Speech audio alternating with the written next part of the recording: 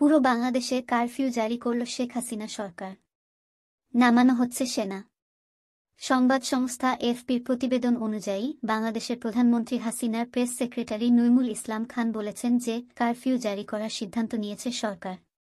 অসামরিক কর্তৃপক্ষকে সহায়তা করতে সেনা নামানোরও সিদ্ধান্ত নেওয়া হয়েছে। এএফপির প্রতিবেদন অনুযায়ী বাংলাদেশের বিভিন্ন প্রান্তের হাসপাতাল থেকে যে তথ্য পাওয়া গিয়েছে তাতে পুলিশ এবং বিক্ষোভকারীদের খণ্ডযুদ্ধে কমপক্ষে ১০৫ জনের মৃত্যু হয়েছে। বৃহস্পতিবার মৃতের সংখ্যা ৪০-এর ঘরে ছিল। শুক্রবার সেই সংখ্যাটা এক লাফে বেড়ে ১০০-র গণ্ডি ছাড়িয়ে গিয়েছে বলে এএফপির প্রতিবেদনে জানানো হয়েছে। যদিও সরকারিভাবে সেই বিষয়ে বাংলাদেশ সরকারের তরফে কোনো মন্তব্য করা হয়নি। এমনিতে শুক্রবার সকালের দিকেই বাংলাদেশের রাজধানী ঢাকায় যাবতীয় মিছিল জমায়েতের উপর নিষেধাজ্ঞা জারি করে দিয়েছে পুলিশ। এএফপির প্রতিবেদন অনুযায়ী পুলিশের প্রধান হাবিবুর রহমান জানিয়েছেন যে জনগণের সুরক্ষার জন্য সেই সিদ্ধান্ত নেওয়া হয়েছে। তবে তাতে পরিস্থিতি নিয়ন্ত্রণে আসেনি।